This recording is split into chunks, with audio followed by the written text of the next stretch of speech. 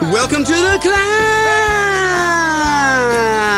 This is a show dedicated to helping singers, songwriters, and indie artists like you create leverage in the music business. This podcast exists because we want you to win, and the formula is different today than it was 10 years ago. You can't just do a demo and get in a record deal on your talent. You're going to have to bring a lot more to the table. You're going to have to bring verifiable evidence that you have an audience. You're going to have to be engaged with that audience. You're going to have some cash flow. You're going to have sold some records, gotten some massive amounts of attention on Spotify and the streaming places, sold some merch. This is what's going to attract the people to you. It's much more than just your talent. And that's why we created this podcast, C.L.I.M.B. It's an acronym. It stands for Creating Leverage in the Music Business. You're welcome. The genius that came up with that is Mr. Wordman, Mr. I Do Words Good, Mr. Brent Baxter, my good friend and co-host. Brent is also an award-winning hit songwriter with cuts by Alan Jackson, Randy Travis, Lady Antebellum, Joe Nichols, and more. And what I love about Brent is he helps songwriters like you turn pro by revealing how you write like a pro, do business like a pro, and then he'll actually connect you with the pros and you get an at-bat. So reach out to Brent. He can help you in a lot of different ways. You can find him at songwritingpro.com. Once again, that's songwritingpro.com.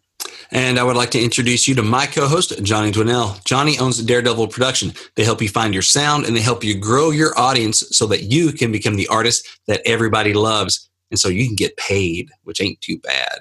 Daredevil has worked with multi-platinum artists like Colin Ray, Tracy Lawrence, Ty Herndon, and Andy Griggs, just to name a few. You can find Johnny at daredevilproduction.com. That's production, singular with no S, and there is no S because there is no other Johnny D. How you doing, brother? I'm doing all right, man. I'm excited to get into this one. We have a guest today. I've heard a lot about him. You've told me a lot about him, pointed me to video clips and stuff. And so I'm pumped. This is so completely out of my wheelhouse, but it's perfect, I think, for a lot of the climbers out there. And I'm excited to kind of be a fly on the wall and just to learn some stuff. Yeah, dude, I got goosebumps on this one. Listen, before we get into it, before we reveal the guest here, real quick, if you haven't joined the C.L.I.M.B community on Facebook, just go to Facebook, search for the C.L.I.M B community, ask to be let in. We will let you in, be good boys and girls, or we'll roadhouse you out. Subscribe to the podcast. This way you don't have to worry about trying to find it or being reminded of it. It's always right there in your phone. And finally, of course, if you're finding this information valuable, share it. Make sure that your friends, your other colleagues, your musicians know, because we can help them too. So with that, we have a guest today that is somebody that I've heard about for quite some time. I feel like I've been 1 degree of separation from him for a number of years.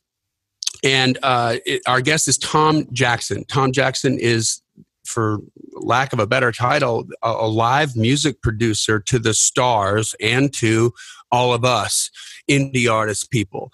And here's the interesting thing. So Tom has worked with some really, really big names, some of the biggest names you can possibly imagine. I'm going to let him tell those stories. But what's a live music producer? I can tell you this, that every single artist doesn't think that they need one. They think they're amazing on stage or that they're doing what they're doing, but they're not doing what they're doing. If you've ever seen a band or even an acoustic performance at a coffee house where the artist does the pregnant pause and everybody starts to clap, but they're not done with the song, and then there's that awkward moment where they come back in and they're singing over the clapping, or that the sort of bookend on the song that was that poignant moment is just ruined from the clapping. That's because the artist didn't know what they were doing. They weren't controlling the audience. They weren't communicating with them. And it's about creating moments, and when you create the moments, that creates the cash flow. You sell more merch. And when I first heard about Tom, obviously his reputation precedes him. The artists that he has worked with are incredible. I created a meeting with him and his associate, Amy Wolter, and we sat down in my offices and just kind of talked about different ways that we could help each other. And I put him in touch with a couple of my artists, one of which he ended up working with, and we're going to talk about that in the podcast. But here's what's fascinating. I saw Tom on a 1-hour Facebook Live video from the previous, not this past year, but the year before, the CD Baby DIY conference that Kevin Bruner puts on. And Brent, it was amazing to watch him do his thing with this band. Like, I really wasn't sure even I didn't even know what that meant. And I toured for 7 years of my life, but I wasn't sure what the heck he did. And I saw that and I was like, holy crap, this is amazing. And then this past DIY conference, I had a small role, and I wasn't a speaker, but I had a small role as a mentor in the DIY conference in Nashville this past August.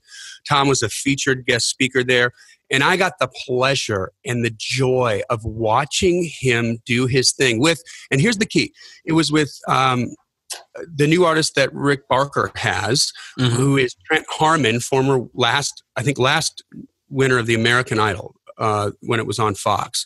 So you've got Trent Harmon. This guy's a monster vocalist. He's a killer musician. He's a TV star now. He's been out there doing it for a couple years. And to watch what Tom did with their new song that's going to hit the radio. And it's crazy because Tom was like, when he was talking about working with my artist, he's like, I'm going to need like a day per song. And I'm like, a day per song? Like, what the heck are you talking about? Whatever. It's like 3 minutes long. I can't comprehend it. And then I saw what he did, like bar by bar, verse, intro, then the first half of the verse, and with the band directing traffic, doing all this stuff, and then they have to remember it. And the transformation that happened in like a 2-hour talk was mind-blowing. So with that, without further ado, I want to introduce Tom Jackson. Tom, how are you? Better than I deserve. Good.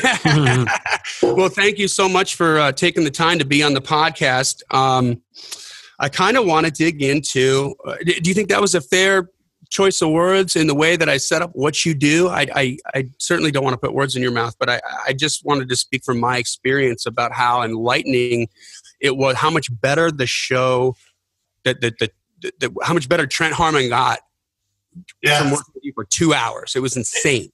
We've had this talk. It's almost, I've been doing this so many years and I don't know how to explain what I do. And people just say, well, you got to see it. You got to see it. You got to see it. That's not a good marketing. It's like a pig in the poke, right? It is. Yeah. But I can't do anything about it. There's so many people that think they know what I do and then they go, oh my gosh, I had no idea. Or then there's other people that say they do what I do, and I've watched half a dozen of them, and they don't. And so I'm stuck. But I mean, listen, this is not a woe is me. I've got plenty of work. Yeah. Well, and by the way, so Tom's the guy that not only does his business just bring in regular clientele, but Tom's the guy that gets the phone call at 12 o'clock midnight from a big, huge major label act going, listen, you've got to fly to, Eastern Mongolia right now because we need help with this artist. We're not selling the merch that we want to sell. We're not doing the things we need to do. And Tom, you've got a million stories like that where you just had to hop on a plane last minute. They send you a boatload of money and you go out and fix it, right? I try to fix it.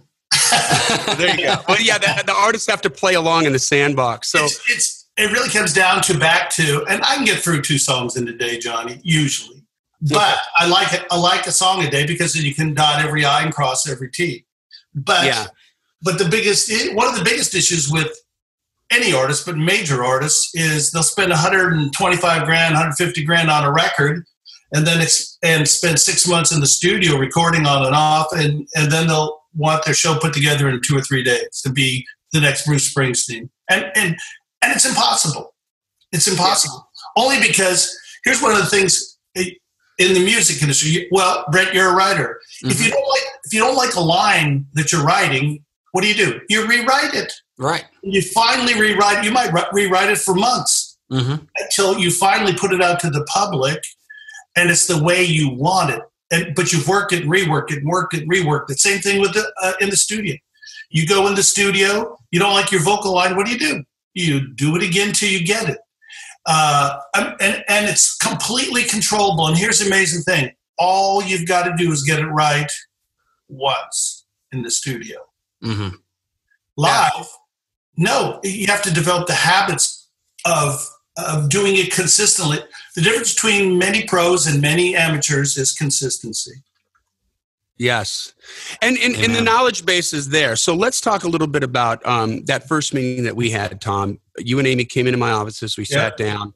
You graciously brought me this amazing book that really dives into the way that you approach things and why the live show and creating the moments is important. I think one of the big takeaways that I had at the DIY conference was don't be a slave to the song.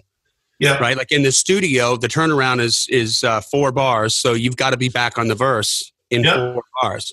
But live, do whatever you want to do. Like follow the singer, like work that crowd. There's this moment. There's moments where the band, if the band is situated correctly to begin with, they can put pressure on the audience and increase the energy level just by moving, right? The way that you turn from a mic or don't turn from a mic is a communication. And this is, if you're an artist and if you are interested in being a good artist or a great artist, and you slave, to your point, Tom, in the studio, you slave away when you're writing the songs and perfecting those lines. Why are you doing that?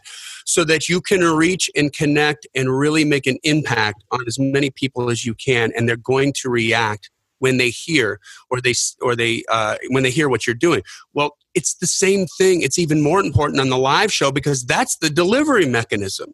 You can make the best ice cream in the world, but if the freaking cooler doesn't work in the truck that you're transporting the ice cream in, nobody's going to care because it's going to be crappy sauce by the time they get it, right?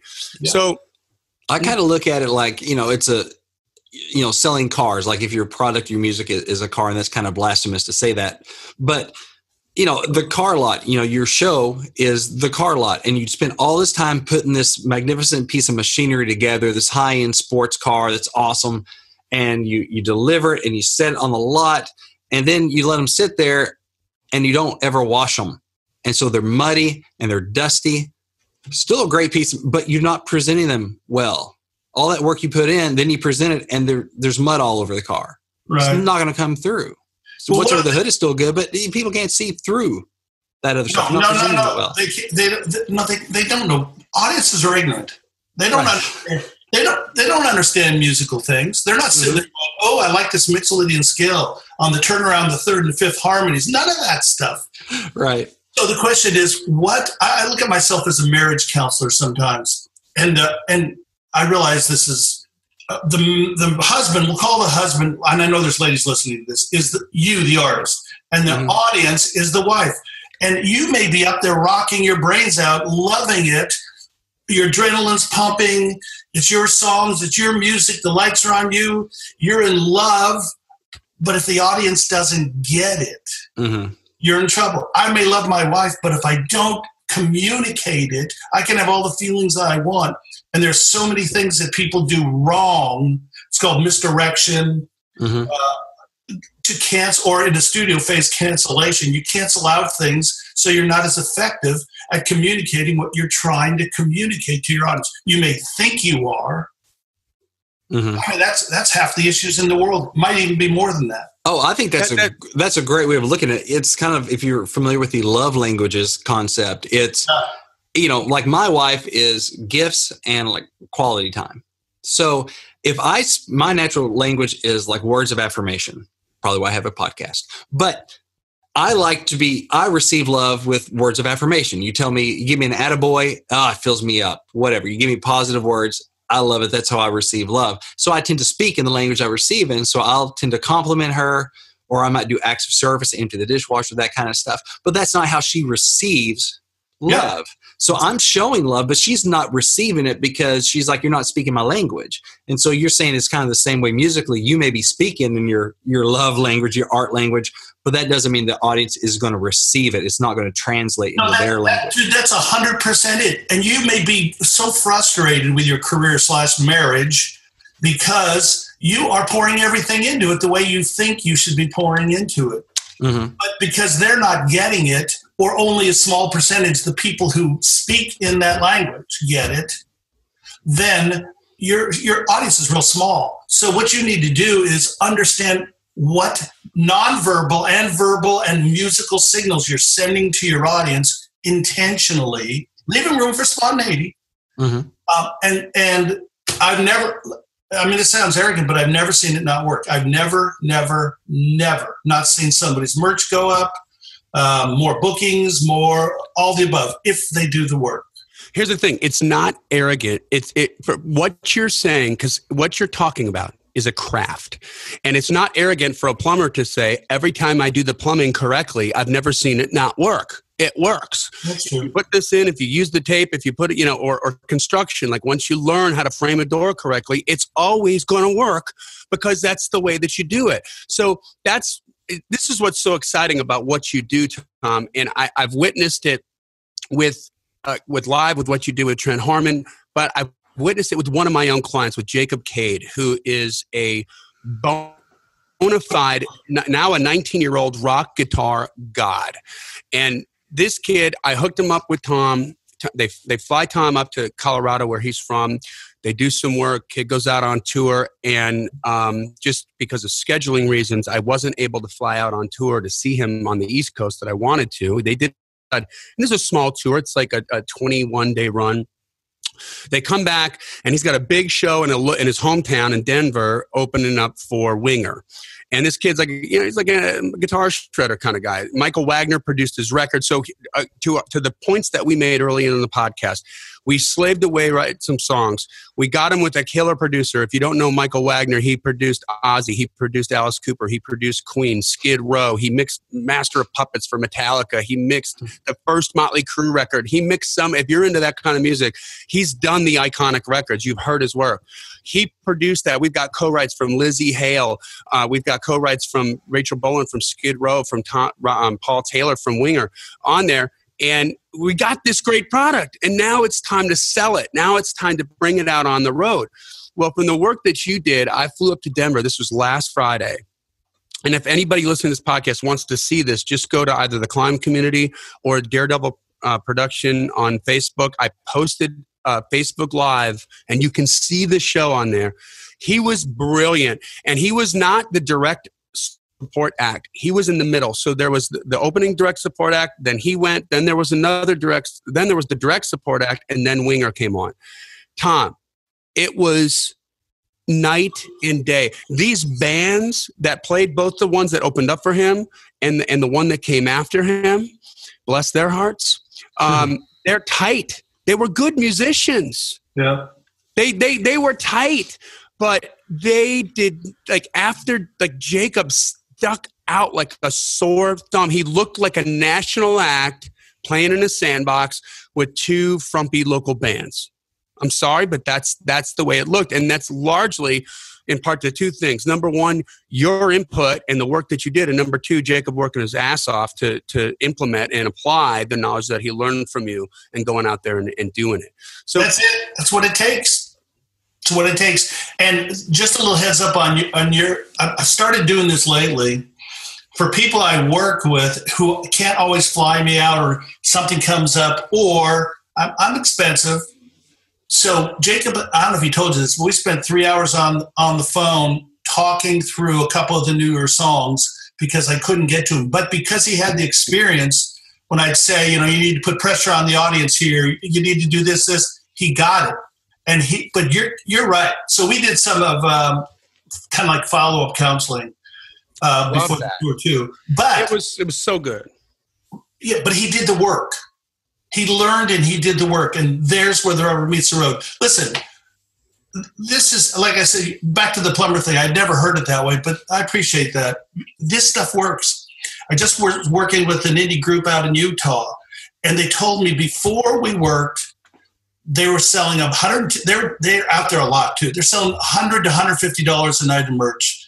And now every night it's over $1,000. Same songs, exact same thing, except we have to change the arrangement. We have to put the show together. We have to work on verbal skills. We have to, all the kind of stuff that goes into doing a great show.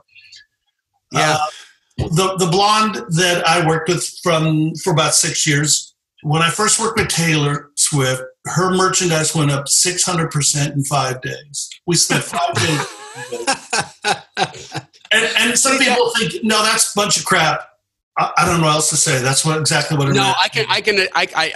I've never looked at the Taylor numbers, so but I've seen what you've done with Jacob, and I've seen that. I can see exactly, and I saw what you do with Trent Harmon at the DIY conference.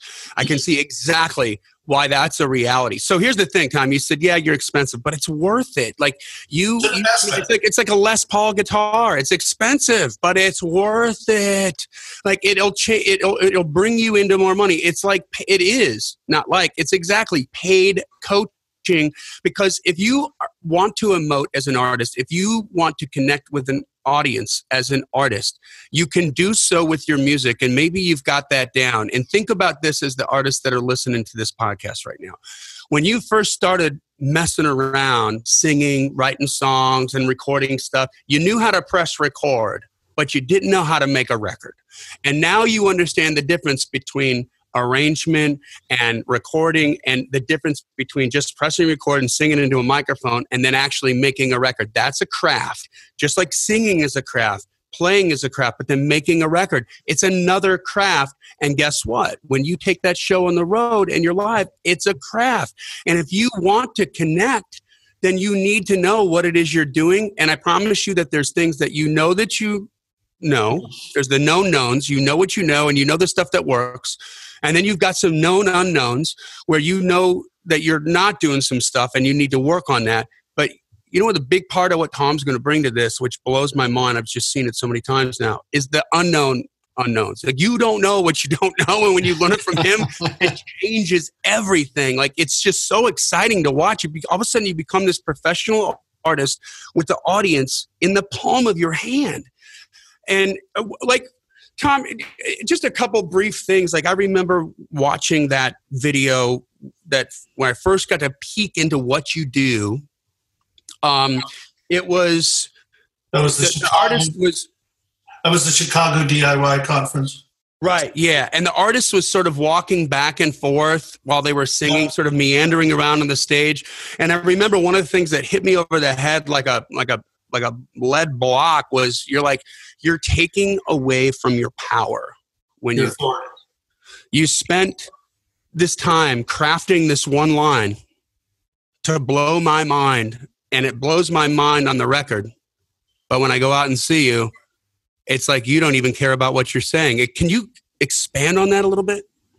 Well, yeah. What you're talking about is wandering around the stage takes away your authority. That's what you said, yeah. But people have no idea what they're doing on stage, so they make it up as they go. They're winging it. And I think you got to deal with, instead of being the doctor and saying, do this, do this, do this, I think the reason, just like preventative medicine, why do we not want why don't we think we need this? And I'll tell you, here's my opinion. In the music industry for all these years, 50, 60, 70 years, everything that was put out was, first of all, controllable, like I said, and accountable. In other words, if a record company signed you, they had producers in there. They were showing up at the studio to make sure it was a quality product that was put out. And for all those years, they did not make money from the live show. It was on the product sales side. Right. So there was no accountability. We got into this habit of, just go out and do your tour now. You used to make a record. You used to go out on tour to sell your record. Yeah. Mm-hmm. Now you go out and play live.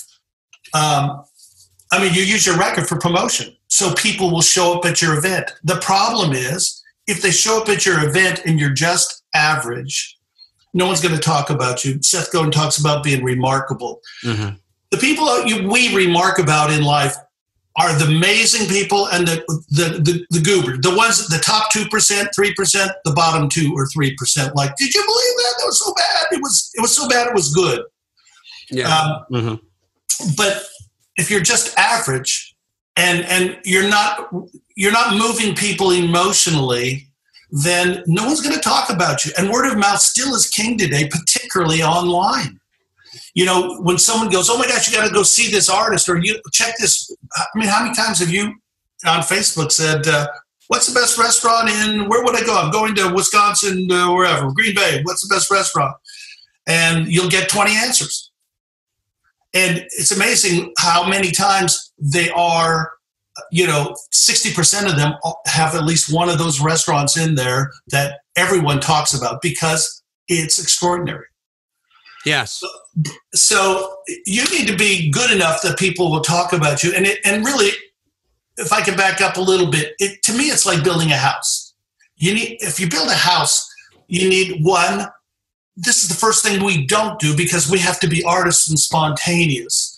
But what we need to do is if you're building a house, you need an architect. You need to have at least a plan. You need to know how much you're going to spend. You need to know how much, you're not going to build $1 million house if you don't have that kind of money. You're not going to build a $100,000 house if you're a gazillionaire. But you need to understand that how many rooms you're going to have, what materials you're going to use. You have to get the design in your head so that you get a vision for what that house is going to look like. And you need the same thing with your show. You need to get a vision. You need to see people laughing or clapping or just get a vision for how you're going to affect people. Here would be another example. For example, just putting your set list together. I mean, so many people do it backwards. And there's a psychologist, like going into a restaurant. You go into a restaurant. What's the first thing you expect? You expect someone to greet you. Mm-hmm. Yeah. And if they're not there, you look for a sign that says, please seat yourself or not. Right. Okay. And then let's say you get seated. You have expectations. Think about it, just like your audience does. Unconsciously, we have expectations. You sit down, you expect someone to say, what? Would you like something to drink? And then you expect a certain amount of time before somebody comes and takes your order. You expect a certain size portion, blah, blah, blah, blah, blah, blah, on and on and on. And at the end of the meal, if they're nailing everything, oh my gosh, the service was great, the people were great, the food was great, oh my gosh, that dessert was amazing. And you said you're going to go talk about it. But here's what we do. And how many times are you going back to the opening act thing, for example, guys? How many times have you been at a show, well, let's say it's a winger show or something like that, that it's not massive, but it's a decent size. You're opening for somebody that's important, or somebody's opening, and the guy comes out and goes, "Boy, have we got a treat for you." And I'm thinking, no more treats. And I know it's that local act that's opening, and he might have something on them, or they're paying him, but blah blah blah blah. And the act comes out, and the very first song, he goes, "Come on, everybody, stand up and put your hands together." And I'm sitting there thinking, no. Yeah, that's like on social media. Check out my song. Like who? Yeah. I don't know. Are you? Yeah. Exactly. You haven't won the right with me. Now, do I want to stand up and rock and clap my hands? Yes. Just like I want dessert. When I walk into the restaurant, somebody just walk up and go, "Hi, how's it going? What would you like for dessert?" You go, "Whoa, whoa, whoa. This is backwards." But there's a psychology. And you have to get a vision and understand what the audience wants and when they want it. That's the vision part. But then there's the foundational part, what I call building a house. And talking to some people here, I know this. I'm part psychologist. I've helped people overcome stage fright. And not just overcome stage fright, develop confidence. And it's a big building block. And on top of that, you develop authority. And on top of that building block, you develop charisma. And that's a process. For you Canadians listening, process. And then you get into the technical things that you were talking about, Johnny. There are things to do on stage. The obvious thing that I ask every workshop, I said, so let me say this. If you're going to do this for a living, you're going to be playing at least 45 minutes to 2 hours a night. You're just going to have to eventually. I said, so in those 2 hours, do all your songs sound the same? And everyone's incredulous, like, no way. I got acoustic guitar here. I'm using my Les Paul here. I'm getting the Strat here. I'm doing there's all kinds of different tones and colors and everything that go into a 2 hour show. So I say, so do your songs sound the same? They go, no. I said, then why do they all look the same? And I can hear a pin drop in them. Because they do. I use the example of if you were a lighting guy, let's say we're at the DIY conference again, and Brett Harmon came up to one of us and said, guys, I need someone to run the lights tonight. I don't have any lighting guy. I'd be going, whoa, I don't know your material. He goes, don't worry about it.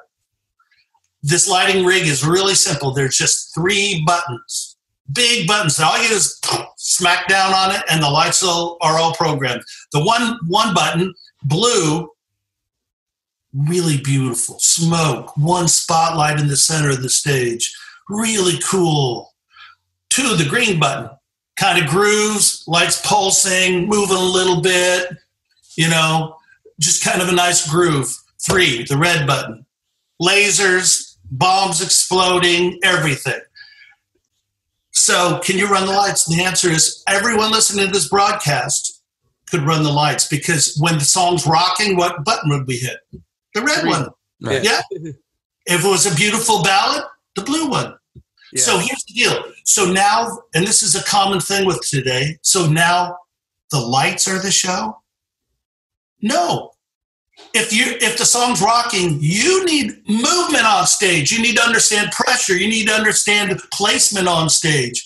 You need to understand in a blues song, maybe we pull out a stool. Maybe we sit on the edge of the stage. But I'll tell you this, you watch every band, every artist, I won't say every, but 98%, and they do the same thing over and over and over and over again from the same places on stage. I tell young metal groups this, and they're like, dude, no, we don't need you. We rock. We run around the stage all night long. I'm thinking, well, that's a mistake. It is. It's what I call water torture. The pressure never changes on your audience. And after 3 songs, they all start sounding the same because they all look the same. Because 55% of communication is what we see with our eyes. So if we see the same thing over and over, and if you're an indie who is not married to your audience, Taylor's married to her audience. She comes out and starts singing. Shawn Mendes is married to his audience. He comes out singing, and everyone in the whole arena starts singing. You come out and start singing, and they just look up at you and wonder if they even like you. You're dating them most of the time. Mm-hmm. So the relationship between marriage and dating is massive. So let me just interject for a second, Tom. Like, this is real psychology, people. Real psychology. There are studies and books and movies and TV shows that have been made about microexpressions on a face and how we interpret what the tone is and whether somebody's full of beans, whether somebody's saying something mean about us, or whether they actually are coming from a place of gratitude or humility or love. Like, we get most of that information by the way that they look and not the way that they necessarily sound. And if you've ever sent like a benign tweet or a benign text message to your significant other, and they're all pissed off at you, and you're like, no, that wasn't what I meant. I was just because the tone is lost. Well, not only do they not get the audio tone, they don't get the visual thing. So this is what makes this real. And I just, before I forget, Tom did one other session at the DIY conference, which was just with the singer-songwriter. One person, one acoustic guitar, same principles applied. And you think, wow, this is so minimalistic. This is so stripped down. How can you screw this up? Oh my God. It was... you want to talk about people, it's the difference between people talking over you and leaning back in a coffee shop when you're playing your song or at a writer's night, and then leaning forward to catch every word you're going to say because you've mastered the art of getting their attention. And it's this paraverbal language, the body language, the movement, the positioning that makes all that happen. So I didn't mean to interrupt, but I just want to make sure I interjected that. But one thing here also that is huge that we haven't really touched on, with Jacob, with the writers, with all that, is it's not just visual. A lot of people think that's what I do. That's the hard part here. I do visual. That's part of it. Yes. But before we do the visual, we have to write the script. Now, what I mean by the script, and this is not acting, folks, your songs live should be different than your songs on radio, than on your CD. The arrangements, I use the example of if you're doing one song, for a showcase or whatever, one song, and boy, this is important, one song. It's a commercial. It's a trailer of a movie. In a trailer of a movie, you go bam, bam, bam. This is going on. You give them, in a sense, a little bit of a showcase, a quick showcase of what your show is going to be about or what you're about. The writing for that is different than the writing for, let's say, your 20-minute opening act. Your 20-minute opening act is like a sitcom. Your sitcom is, if you look at the comedy and the delivery and the timing, the writing is different than for a commercial. It's as simple as that. Yeah. But then, if you're going to make a living doing this, now you're making a movie. And your writing for it is different. You have more time to develop two things, themes and characters. Themes, meaning the things inside you. You've mentioned moments a few times, guys. People remember moments. People want to experience moments. How do you pull these moments out? Here's what I did practically. I listened to this music. In fact, overwhelmed today. I got 4 artists that sent me their material today in Dropbox. Not one last week, one the beginning of the week, one next week, all 4 yesterday. Mm-hmm. So I've got about 40 songs to listen to. And the reason I take it so seriously, I do a lot of pre-prep because I'm listening for moments that are inside those songs that we will bring out live. For example, a couple of simple things. Let's say you got a great chorus in your hit song or the song you're trying to push to radio, or anyway, just a great chorus. Well, what I'll do is take the chorus, put it at the front of the song, take it out of time, and make it a vocal moment. That's what you did with Trent Harmon at DIY. I absolutely remember that. It was and people, and this is the truth, and I'm patting myself on the back, but I'm just saying what I tried to do. Everyone knew the chorus was there, but it didn't stick out. And everyone knew he had a good voice, but it wasn't anything special until we stripped it down and people were going. I mean, immediately it was chill time. You featured it. It was awesome. Yeah. It's like, okay, so inside everybody's songs, there are vocal moments, musical moments, rhythmic moments, message moments. There's all kinds of things that need to be developed. You don't just play the song the way you record it. For radio, a short intro, you're like, right, a short turnaround, that's exactly what you're supposed to do because that's a different format. That's a different thing. Live, that's a mistake. You called it slave to the song. But really what happens is the song is in control, not you. Yeah. So what you have to do is make sure that you arrange the song so that you develop those moments, and this is huge, the character that has to come out, your personality. So we put stuff in there where you're playing off somebody and you can see they're either flirting or pushing each other around, having fun or getting serious. But you have to arrange the song so that your personality can come out. Otherwise, you're just following the song. And that's what almost everybody does. And you might have to, you got something that's rocking at the intro, but because it's so short, by the time what you really need to do is get up to the front of the stage and start connecting with people using a thing I call zone communication. But by the time you get up to the front of the stage at the beginning, if you play it the way you do it on radio, you got to get back to the microphone to sing. So I solved that problem. Yeah, that's what happened. I remember that moment with Trent. So they get through they create that vocal moment with the chorus at the very beginning. Then the band kicks in and they go into the opening lick, and then they go into the first verse, and then they do the first chorus. And then in the turnaround between the first chorus and the next verse, you're telling Trent, okay, now go up and put some pressure on the audience. Go up right to the front of the stage there and rock with your audience. And then it was funny because I saw it happen. It's like a 4-bar turnaround. All of a sudden, Trent's like tripping over himself trying to do what you want him to do to try to follow your lead, but then run back to the microphone so he can make it in time for the second verse, as if that second verse was going to go on without him. Yeah, exactly. The song was in control. Yeah. And so you're like, no, man, stay up there. Stay up there. Take your time.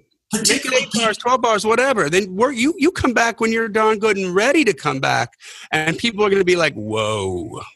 That's what Bono does. That's what Springsteen does. They're in no hurry. Yep. Yeah. It's well crafted. And so you made me think of something that I want to point out here because this is a moment I had with Jacob Cade, actually, right before he went on it was first few dates of the tour that he went on. So from what you said about, are you writing a commercial? Are you writing, what kind of story are we going to write? Because it depends on what the moment is. Is it a showcase with one song? You're going to do it differently if you're a support act with 35-minute set versus a headlining act with a 90-minute set or a 2-hour set, right? Yeah. And then you're going to do it differently if you're a brand new artist, right? Versus if you're not, if you've got an audience already. So one of the brilliant things that you did, which I'm going to be completely transparent with you, Tom, I questioned you. I'm sorry. I'm so sorry. But Claudia, Jacob's mom, was telling me that you had put this little section of cover songs in there. So Jacob is a guitar god. And so you picked very intelligently, you picked a couple like rock guitar classic songs where he did a little sort of collage, if you will, of a bunch of different songs that allowed him to do his thing on the guitar. But I saw that when she first did that, when she first told me that, I was like, why are we doing cover songs? What are we doing? I'm going from the business and we need to promote this record. Come on. She's like, no, it's totally working. It's awesome. And I'm like, all right, Tom knows what the hell he's doing. I'm going to shut up because I don't know what I'm doing. And when I flew out to Denver and I saw it in front of a packed house, Winger was sold out. It was fun, like everybody, that's when they connected with him. Like they liked him from the beginning, and he had 100 of his own people there, okay? Yeah. And it was probably maybe 600 capacity maybe, so he had like 18% of the crowd was his. But the people pushed right up front, were loving him from the beginning because he's such a performer and he's so very good at the guitar. But man, when he hit that, because he's still trying to break through in the market in his own freaking hometown of Denver. And when he did that cover montage, that they went ballistic. That's when he got everybody in. Everybody who was back there crossing their arms. I don't know. I kind of like him. I see him. He's making me feel something. But as soon as they connected with like Rocky Mountain Way, which how appropriate is that for freaking Denver? I mean, dude, they went bananas. And I was like, Tom Jackson is a genius and I'm an idiot for ever questioning you. Will you tell my wife that? I will. But no, that was great, Tom. And so let me say this. Like, this is for me. My whole thing was trying to help artists do what they love to do, and in this day and age where the show is so important financially. I mean, this is the deal. Would you like to go from, this even works with house concerts. We had one, now you're talking about my associate Amy. Amy worked with a girl who was selling between 5 and 7 CDs at house concerts. And now we have all the documentation, all the stuff they send us like, oh my gosh. And now they're selling between 45 and 55. Wow. So almost every person is buying at their house concerts. So this stuff works if you create moments. And the intention here is not so that I could have a career and all that. I'm past that. I've done it. I could stop working today and I'd be fine. But it's that artist out there that wants to do this, even weekend warriors, folks. Wouldn't it be more fun to know where you're going? And have fun on stage and connect emotionally with an audience. And when you connect emotionally with an audience, it's magic. It's why we do it. That's why my book is called, Tom Jackson's Live Music Method, but it's All Roads Lead to the Stage. To me, for an artist, it doesn't lead to the studio. The studio is a passing thing unless you're a studio musician. It doesn't lead to the songwriting session. It doesn't lead to the internet. It leads to eventually walking out on that stage and connecting emotionally with people who either, as a writer, you get to talk to them about things that make sense to you philosophically, or as a player, they appreciate what you're doing. As a person, they're attracted to you because of the stage. But if you just go up there and wing it, you're an amateur. There's no other way to put it. You're an amateur. And are there some amateurs that can pull it off? Yes. I'll tell you, one of the people talk about great shows.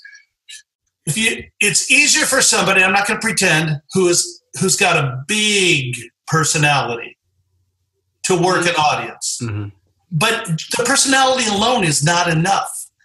In some cases it is. Springsteen. But that's a rarity. But you want more than just the personality. I'm going to drop into, I'll wrap this up, but I'll drop into a football analogy real quickly. Because you have this gift of personality and gab and you're a good player, for many, many years, each level you go to, you have done well. Vince Young used to do that. He was the quarterback for the Titans. He was the best. He was the best athlete in elementary school, in high school, in college, and in some ways, and he didn't have to learn the finer things, the craft of it. He didn't have to learn the craft. Raw talent. Just exactly raw talent. Right. That's exactly right.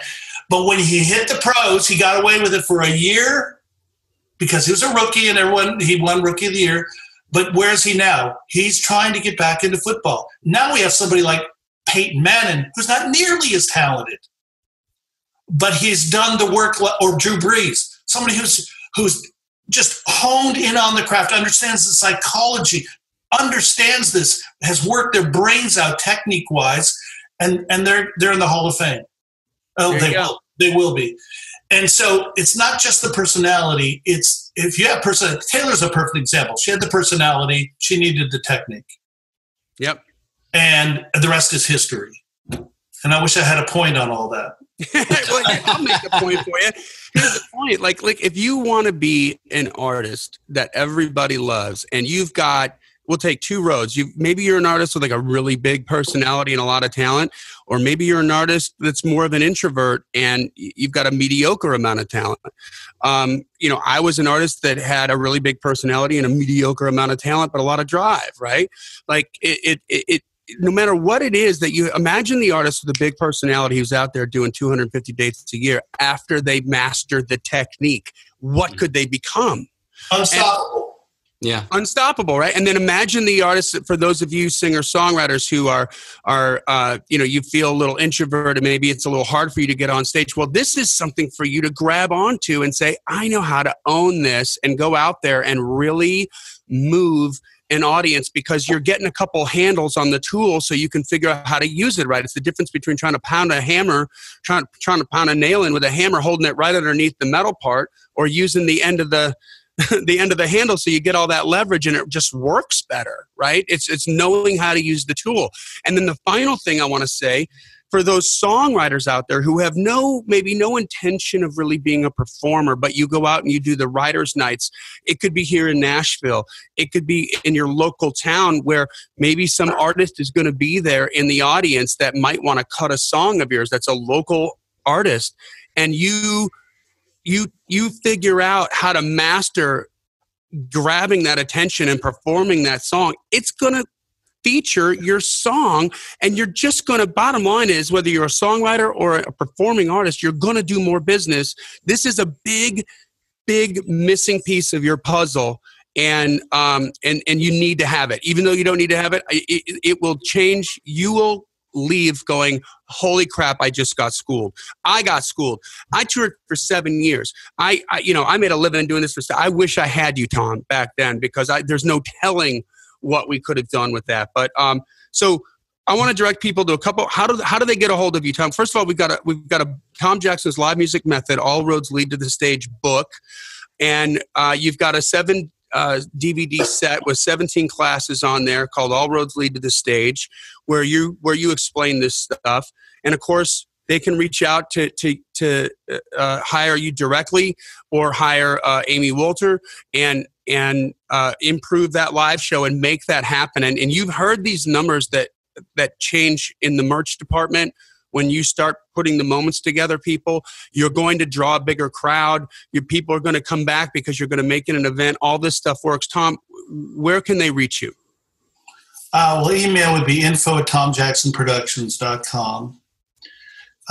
Phone number would be, the office is 615-591-0910. And the website is onstagesuccess.com. Just a heads up, onstagesuccess.com. Heads up, I'm in the final, it might be today we even figured out, but I'm looking at doing a workshop in Nashville on April 28th and 29th at SIR, Studio Instrument Rentals. It's a place where everyone rehearses. And we do a workshop there, Friday night, Saturday type thing.